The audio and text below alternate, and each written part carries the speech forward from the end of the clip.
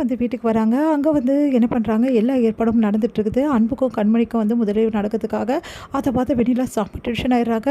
"இது நடக்க விடவே மாட்டேன். நீ வந்து இந்த உலகத்தில இருந்தா தானடி இதெல்லாம் நடக்கும் உனக்கு."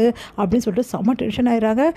சரி இப்பவே என்ன பண்றேன் பாரு" அப்படின்னு சொல்லி சொன்னோனே, என்ன நீ ஒண்ணும் சாப்பிடலையா? எல்லாரும் சாப்பிட்டுட்டாங்களே" அப்படின்னு சொல்லிட்டு கேட்குறா கார்த்திக். "இதோ இப்ப சாப்பிட போறேன் கார்த்திக்" அப்படின்னு சொல்லிட்டு வந்து போறாங்க. "ஓ! சாப்பிட போறியா?" அப்படின்னோனே அப்படியே பார்த்துட்டே முறைச்சிட்ருக்காங்க.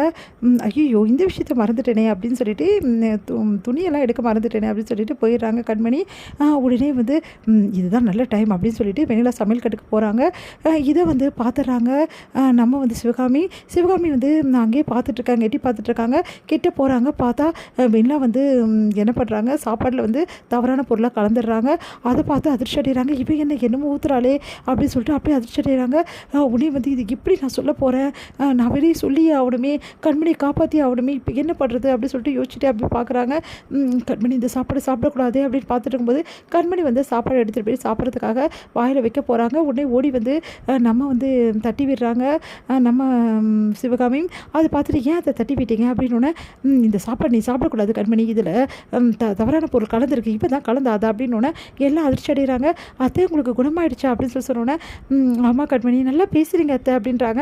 அதெல்லாம் இருக்கட்டும், முதல்ல இந்த சாப்பாட்டில் என்ன கலந்துருக்கா தெரியுமா இவ அப்படி சொல்லி சொன்னோன்னே எல்லாம் அதிர்ச்சியாக கேட்டுட்ருக்காங்க.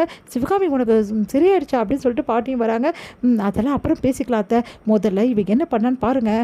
நான் ஒன்றும் பண்ணலையே அப்படின்றாங்க வெண்ணிலா. நீ பண்ணதை நான் பார்த்தேன், நீ அவளோட சாப்பாட்டில் இந்த மாதிரி தவறான பொருளை கலந்ததை நான் பார்த்தேன், அதெல்லாம் வந்து நான் பண்ணவே பண்ணல அப்படின்றாங்க. நீங்கள் பண்ணதை நான் பார்த்தேன்னு சொல்கிறது நான் தான் அதுக்கு சாட்சி அப்படின்றாங்க.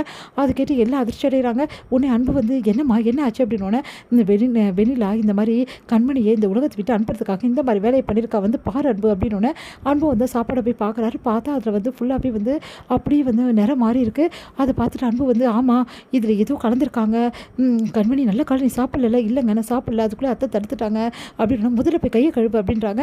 உடனே வந்து கண்மணி கையை கழுவுறாங்க. இந்த வேலையை இவ தான் பண்ணலாமா?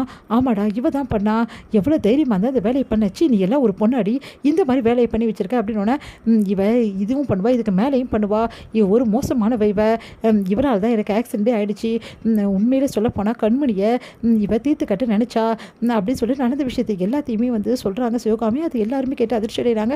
இவங்க மேலே என் மேலே பழி போடுறாங்க, நான் இதெல்லாம் செய்யவே செய்யலை அப்படின்றாங்க வெண்ணிலா. நீ செஞ்சியா செய்யலையா சொல்லிட்டு என்னால் நிரூபிக்க முடியும் அப்படின்றாங்க சிவகாமி. அதெல்லாம் கேட்டு வெண்ணிலா வந்து ஐயோ நம்ம மாட்டிக்கிட்டு போய் அப்படின்னு சொல்லிட்டு இப்போவே இந்த வீட்டு போகிறேன், என் மேலே இவ்வளோ பெரிய பழி தூக்கி போட்டிங்கல்ல அப்படின்னு சொல்லிட்டு வெண்ணிலா நைஸாக நழுவுறதுக்காக போயிட்டு ட்ரெஸ் எல்லாம் எடுத்து வச்சுட்டு கிளம்புறாங்க.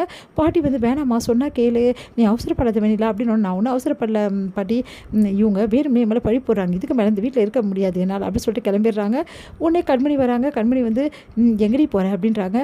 வேற எங்க நான் வீட்டை விட்டு போகிறேன். ஓ என்னை எப்படியா இந்த ஊரகத்தை விட்டு பிளான் பண்ணேன், அது முடியல, அதனால வேறு வழியில் மாட்டிக்க போகிறேன்னு கிளம்புறியா, நைஸாக எஸ்கேப் ஆக பார்க்குறியா அப்படின்னோடனே, இங்கே பார் நான் திரும்பவும் வருவேன், வந்து அன்போட ஒய்ஃபாக இந்த வீட்டில் நான் வாழ்வேன், அதை நீ பார்க்க தானே போகிறேன். ஓ இதெல்லாம் வேறு உனக்கு வந்து இருக்கா, அன்போட ஒய்ஃபு என்றைக்குமே நான் தாண்டி, அவர் தான் என் புருஷன், அவருக்கு பொண்டாட்டி நான் தான், எக்காரனை கொண்டு இது மாறாது, அன்பும் கண்மணியும் இந்த ஜென்மத்தில் உன்னால் பிரிக்க முடியாது.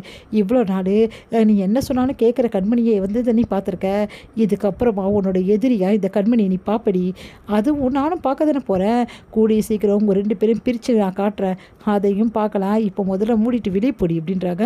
அதை கேட்டுட்டு அப்படியே செம்மையாக டென்ஷன் ஆகிறாங்க வெண்ணிலா. சே அப்படின்னு சொல்லிட்டு அப்படியே என்ன முறைக்கிற போடிங்கிறது அப்படின்னோடனே, வருவேண்டி நீ வந்தால் பார்த்துக்கலாம், முதல்ல கிளம்புடி அப்படின்னோன்னா டென்ஷன் ஆகி அங்கே வந்து போகிறாங்க வெண்ணிலா.